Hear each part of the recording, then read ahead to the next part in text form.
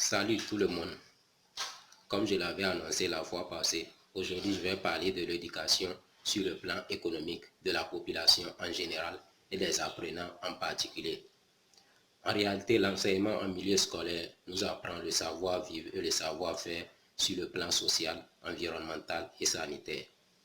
En termes clairs, l'enseignement nous apprend les conduites à tenir avec les personnes de notre entourage et de notre pays afin de favoriser la cohésion sociale et une cohabitation pacifique dans notre environnement immédiat pour éviter les catastrophes naturelles.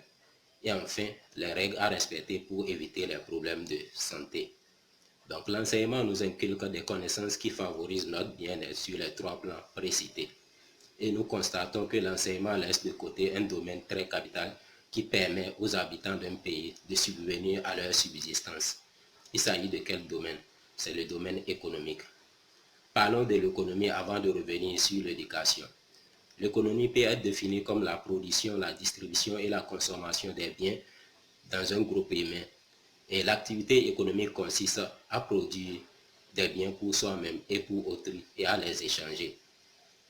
Et lorsque dans un pays, la production des biens que ce pays consomme est assurée par un autre pays, le pays consommateur assiste à une crise économique et sociale. En réalité, le circuit économique d'un pays comporte trois phases: la phase production, la phase distribution et la phase consommation. Puisque c'est la phase production qui engage un grand nombre de personnes, lorsque dans un pays la phase production est inexistante, la majorité des gens se dirigent vers la phase de distribution, notamment le commerce, ce qui entraîne la saturation du commerce et par la suite crée de méventes aux commerçants. C'est d'ailleurs ce que nous constatons dans la plupart des pays africains. Le commerce est saturé et beaucoup de commerçants ferment les portes 3 ans après l'ouverture. Donc il y a un problème de pérennité des micro-entreprises et des entreprises qui se posent dans les pays africains. Ce qui fait que beaucoup de jeunes ont peur d'entreprendre parce qu'ils se disent que l'entrepreneuriat ne garantit pas un avenir meilleur. Et ceux parmi les jeunes qui décident d'entreprendre, et du fait qu'ils ont constaté que le commerce est saturé, ils se lancent dans la production des biens locaux. Et là aussi, on constate qu'ils n'arrivent pas à tirer leur épingle du jeu, soit parce que leurs produits n'arrivent pas à satisfaire les besoins des consommateurs, soit parce que leurs produits coûtent très cher par rapport à ceux importés, soit encore parce que les produits importés ont été enjolivés aux yeux des consommateurs locaux par des techniques de publicité intensive. En réalité, les producteurs des pays développés utilisent des techniques de marketing qui permettent de rendre accro les consommateurs locaux aux produits importés. Du coup, les consommateurs locaux sont réticents aux produits locaux. Pour changer la mentalité des consommateurs locaux, les entreprises africaines, pour faire la publicité, utilisent un slogan: c'est un produit africain. Mais les consommateurs locaux restent insensibles à cette publicité. Et du fait que la majorité des gens ne s'intéressent pas aux produits locaux, les entreprises productrices finissent par fermer les portes. Donc d'après tout ce qui précède, nous pouvons conclure que les dirigeants de nos pays n'ont pas une grande part de responsabilité dans la récession économique et la crise sociale que nos pays traversent aujourd'hui. Nous avons tous notre part de responsabilité. Étant donné que les gens ne savent pas les conséquences des actes qu'ils posent, il s'avère indispensable de procéder à la décolonisation des esprits. Pour ce faire, il faut éduquer la population en général et les apprenants en particulier sur le plan économique.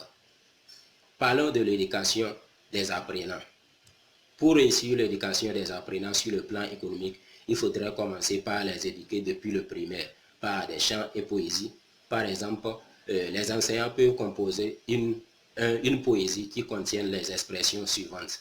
Quand nous achetons les produits fabriqués chez nous, notre pays devient riche. Quand nous achetons les produits fabriqués chez nous, nos parents deviennent riches. Quand nous achetons les produits fabriqués chez nous, nos frères et sœurs deviennent riches. Consommons donc nos produits pour vivre dans la joie. Voilà comment il faut commencer par éduquer les enfants dans le but de les amener à aimer les produits fabriqués dans leur propre pays. Parlons de l'éducation des apprenants du secondaire. À partir du secondaire, il faut prouver aux apprenants par des calculs mathématiques qu'il y a une élasticité entre les importations et le chômage. C'est-à-dire que lorsque la quantité des importations augmente, le nombre de chômeurs augmente automatiquement. Et lorsque la quantité des importations diminue, le nombre de chômeurs diminue automatiquement. Quelle est donc la matière qui permettra d'enseigner ces connaissances? Il s'agit du patriotisme économique, qui consiste à rendre réticents les consommateurs locaux aux produits importés et à les amener à privilégier la production locale. Voilà comment il faut éduquer les apprenants du secondaire. Parlons maintenant de l'éducation de la population en général. Pour réussir l'éducation de la population, 3 canaux doivent être utilisés: la musique, la religion et les médias. Étant donné que les réseaux sociaux sont les moyens de communication très efficaces qui parviennent facilement à atteindre leur cible, nous allons débuter avec les réseaux sociaux et plus particulièrement YouTube et Facebook. Mais il faut signaler que tous les produits locaux ne sont pas de bonne qualité et il y a des produits qui sont de bonne qualité mais coûtent très cher. C'est pourquoi il faudra identifier les produits locaux qui sont de bonne qualité et vendus à des prix abordables et ensuite lancer la campagne de patriotisme économique pour ces produits. Et c'est inutile de lancer la campagne de patriotisme économique pour un produit qui ne peut pas couvrir la demande des consommateurs. C'est pourquoi il faut entreprendre des actions qui permettront d'accroître la production des biens concernés.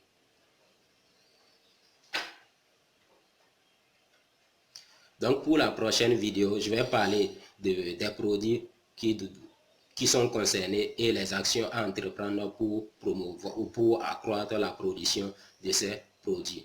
Mais pour le moment, il faut signaler que 6 produits sont à promouvoir. Pour le premier produit, l'objectif est fixé à 100% dans 2 ans, c'est-à-dire au plus dans 2 ans, tous les Africains doivent consommer ces produits et abandonner la consommation de ce type de produits importés. Et le slogan de campagne sera: la consommation de nos produits locaux crée des emplois stables aux jeunes chômeurs. Consommons nos produits pour sauver les jeunes du chômage. Et en atteignant l'objectif, au moins 100 000 emplois peuvent être créés en 2 ans. Et il faut dire que l'atteinte des objectifs dépend de nous. Lorsqu'on fixe un objectif général, l'objectif général est divisé en des objectifs spécifiques. Et les objectifs spécifiques sont attribués à chaque acteur de l'organisation qui a fixé les objectifs.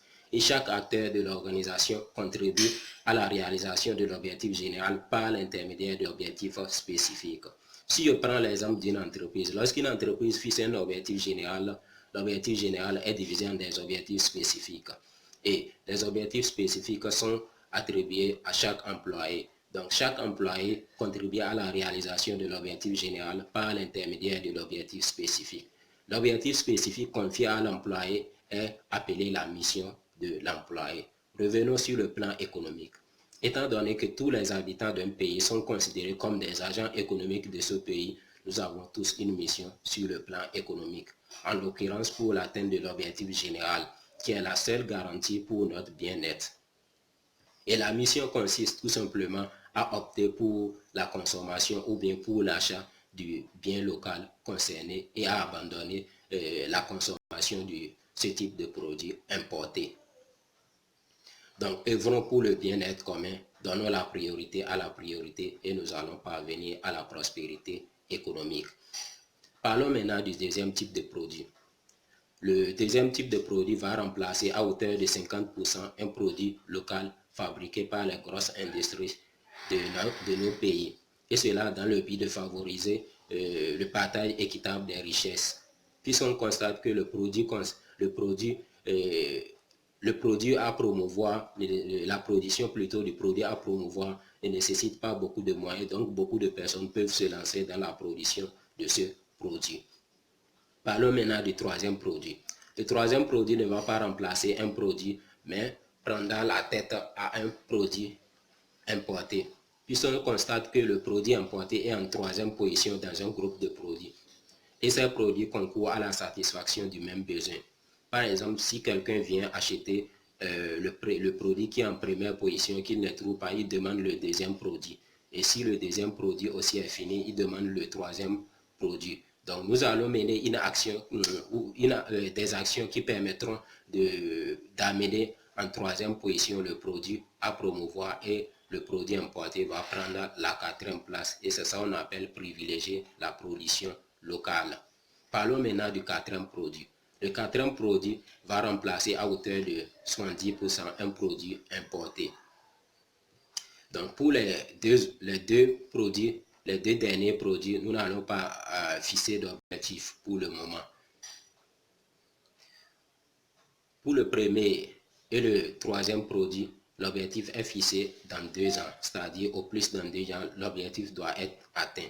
Pour le 2e produit, l'objectif est fixé dans 3 ans, au plus dans 3 ans, nous devons atteindre l'objectif. Et pour le 4e produit, l'objectif est fixé dans 5 ans, au plus dans 5 ans, nous devons atteindre l'objectif fixé. Et en atteignant tous les objectifs, au moins 1 million d'emplois peuvent être créés si on prend le cas de Bénin.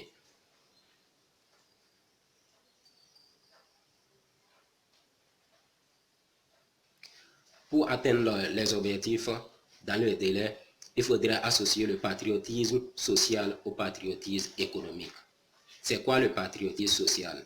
Le patriotisme social consiste à transmettre le message de patriotisme reçu à ses proches en les invitant à faire de même. Donc j'invite tous ceux qui sont sur YouTube à s'abonner à ma chaîne YouTube et sur la page Facebook Éducation en Afrique. Ensuite, à transmettre le message de patriotisme économique à leurs proches parents qui ne sont pas sur les réseaux sociaux. Et il faut dire que le patriotisme social a une récompense divine. Et il y a un principe de ma religion qui dit que lorsqu'on arrive dans un marché et pour acheter un bien, qu'on constate que parmi les commerçants, il y a un frère de même religion, il est recommandé d'acheter le bien chez son frère de même religion. Et comme ça, les ressources issues de la vente vont l'aider à nourrir sa famille. Donc, on a une récompense divine en se comportant de cette manière. Donc, en s'inspirant de ce principe, on peut affirmer que lorsque on achète les biens fabriqués dans notre pays, on a une récompense divine. Et nous savons tous que lorsqu'une personne incite une autre personne à accomplir une bonne action, la première personne a de récompense à chaque fois que la deuxième personne accomplit l'action concernée. C'est d'ailleurs pour cette raison que les chefs religieux nous incitent à accomplir des actions qui sont prescrites. Donc, j'interpelle tous les chefs religieux à contribuer au patriotisme économique et aussi à transmettre le message du patriotisme économique, puisque le patriotisme social aussi constitue une bonne action. Et comment il doit procéder? À la fin de chaque homélie ou sermon, les chefs religieux doivent attirer l'attention de leurs fidèles par des expressions comme « accomplissez ou bien multipliez vos bonnes actions en faisant beaucoup d'aumônes ». Et l'aumône ne se limite pas, faire l'aumône ne se limite pas à mettre l'argent dans la caisse de l'église ou de la mosquée. Lorsqu'on achète un bien fabriqué dans son pays, on fait de l'aumône. Donc, achetez quotidiennement les biens fabriqués dans votre pays. Et comme ça, vous allez aider le pays aussi à combattre la pauvreté. Voilà comment les chefs religieux doivent contribuer au patriotisme économique. Parlons maintenant de l'éducation par la musique. En réalité, la musique permet d'attirer l'attention des gens sur un fait de société répréhensible ou non, dans le but de les amener à changer de comportement. Donc, tous les artistes sont interpellés à transmettre le message du patriotisme économique par des chansons. Et voilà, nous sommes à la fin. Donc, disons ensemble non à la dépendance économique, non à un capitalisme sauvage, non à une croissance économique qui ne profite pas aux pauvres, et oui à une prospérité partagée. Donc, pour la prochaine vidéo, nous allons parler du PIB et de la croissance économique. Pourquoi la croissance économique ne profite pas aux pauvres? Et aussi, nous allons parler des produits concernés et des actions à entreprendre pour accroître la production de ces produits.